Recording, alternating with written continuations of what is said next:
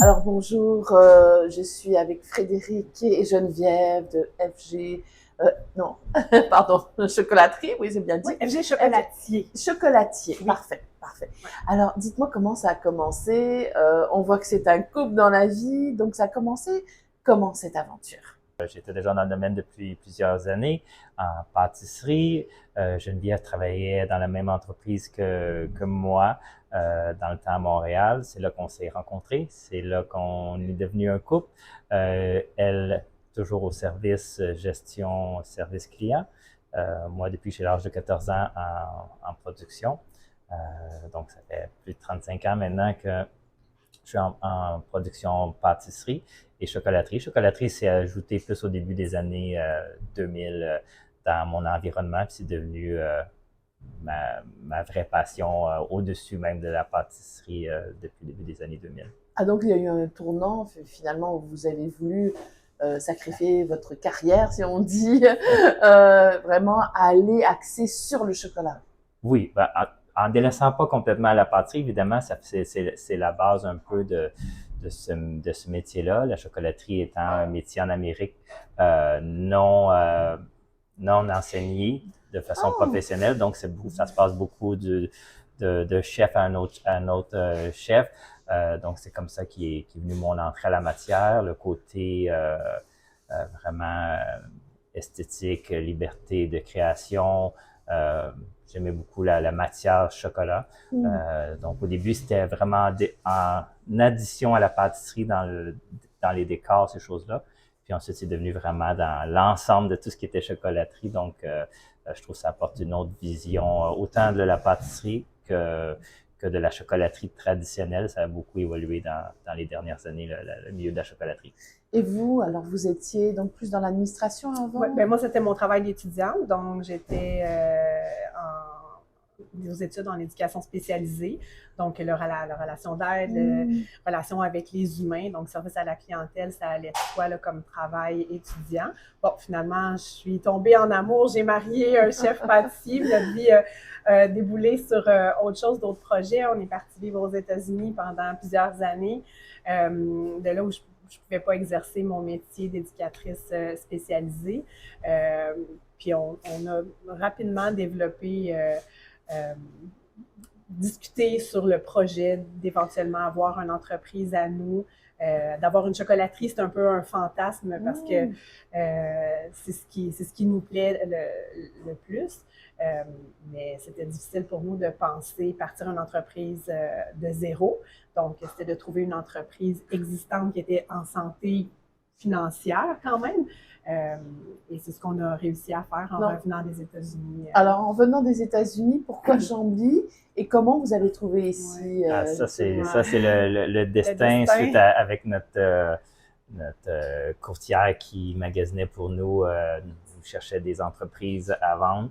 On est venu ici tout d'abord pour visiter une autre entreprise qui était à vendre à Chambly. Un café. Un café pâtisserie qu'on a fait une offre. Finalement, ça n'a pas débouché, mais dans cette visite-là de Chambly, on a visité tous les quartiers, on a vu qu'il y avait une chocolaterie, puis quelques mois plus tard, on a entendu par un intermédiaire du domaine que le propriétaire ici était prêt à vendre. Donc, on a sauté sur la première occasion pour venir le rencontrer. Puis, c'est vraiment ce qui nous a amené à Chambly. On connaissait pas beaucoup Chambly avant, mais quand on est venu visiter pour l'autre commerce, on a vraiment tombé sous le charme de la ville.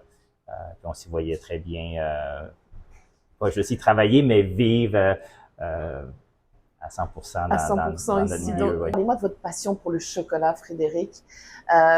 On a commencé l'entrevue, puis c'était tout de suite là, les étoiles dans les yeux, le chocolat. Vous aimez ça, vous avez une passion pour le chocolat. Oui, réellement.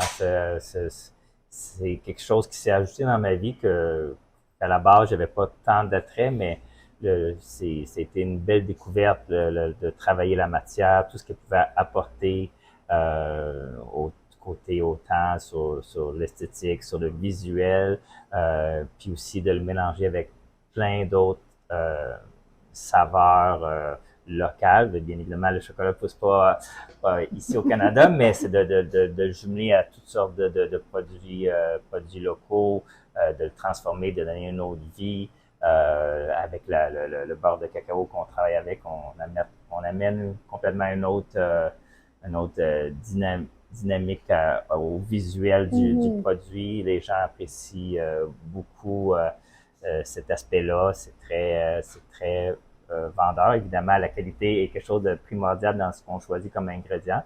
C'est bien d'attirer des clients, mais si on veut qu'ils soient fidèles à nous, si on n'a pas des produits qui leur satisfait. Donc, on a voulu démocratiser surtout le fait que le chocolat, ça a toujours été associé à vraiment un produit de luxe, mais le rendre le plus possible accessible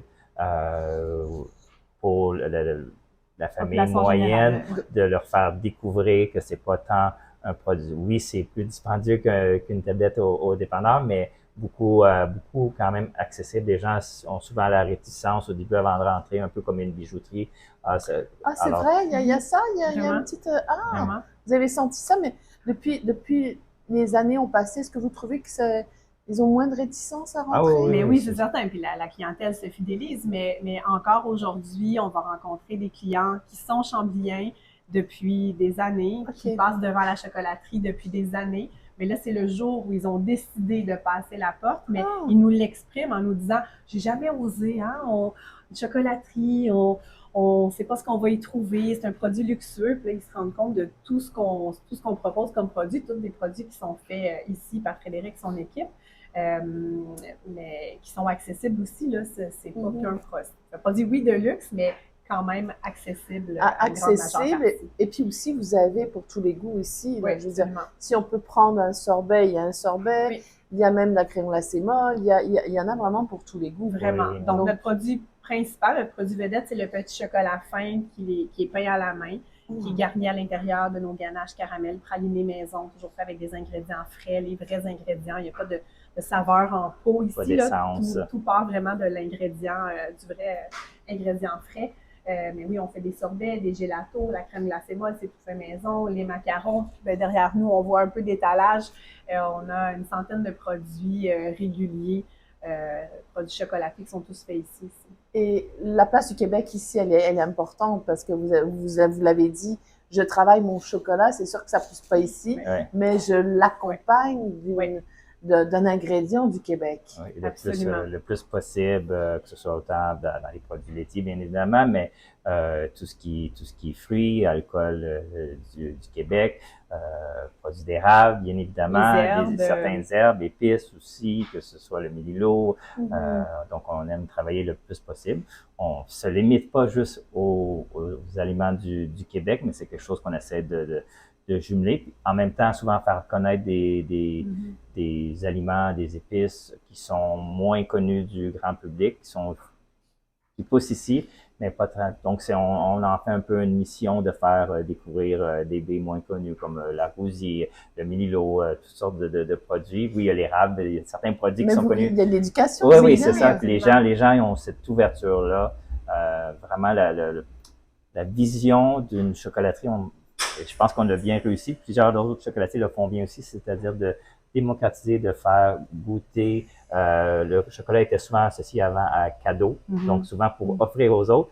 Maintenant, les gens en consomment de plus en plus personnel. Ils s'en font une propre gâterie pour eux de découvrir des nouvelles saveurs.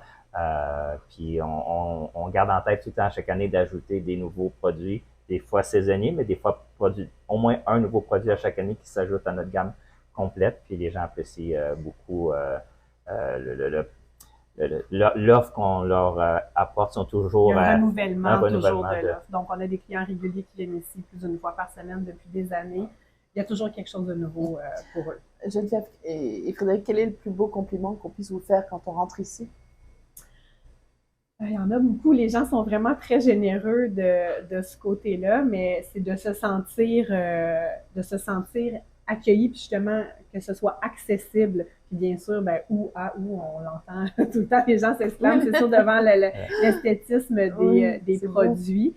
Mais je pense que l'ultime compliment, c'est vraiment quand les gens rentrent, ils sentent que l'environnement est chaleureux, pas seulement dans l'accueil du service, mais dans l'environnement. On y a travaillé très fort. Que le service suit, que le produit est magnifique, puis qu'en bouche, c'est aussi une expérience, parce que c'est ça, c'est de faire vivre en fait une expérience Mhm. à nos clients. Puis ça, bon, on se le fait souvent, souvent mentionner. Juste qu'ils nous choisissent de façon, on fait partie souvent de leur couple, de leur famille, qui reviennent plusieurs fois par mois, par semaine. Pour nous, c'est le plus beau compliment qu'ils nous fassent, c'est-à-dire qu'on fait partie intégrante.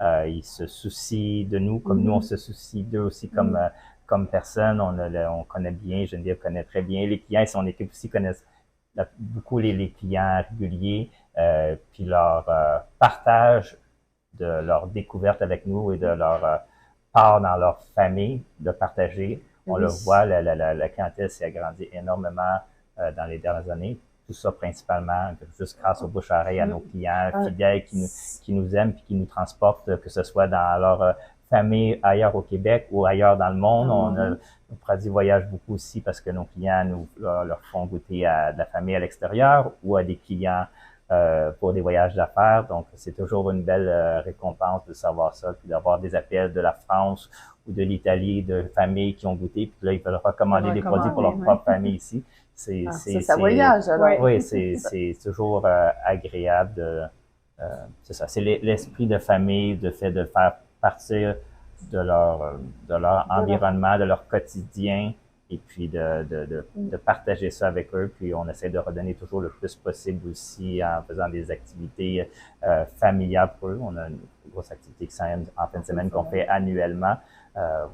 Normalement, il y a à peu près 200 enfants qui viennent faire une activité gratuite ici dans la cuisine chez nous. Là, cette année, c'est plus de 300 qui vont venir en fin de semaine prochaine. Donc, c'est toujours un moment très attendu des familles. Et puis, ça ne cesse de grandir à chaque année. En terminant, qu'est-ce qui fait en sorte que vous levez tous les matins ici pour venir?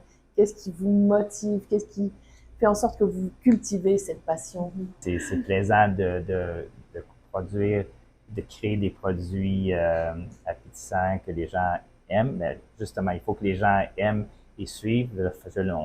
On produit, j'aime faire ce que je fais, mais j'aime surtout que les gens apprécient le travail, le goût de ce qu'on produit. Ça, c'est la plus belle récompense parce que c'est pas pour me satisfaire moi dans mon désir de création, d'accomplissement, mais c'est lié étroitement avec la relation avec la clientèle qu'on a. On est là d'abord et avant tout pour eux. Oui.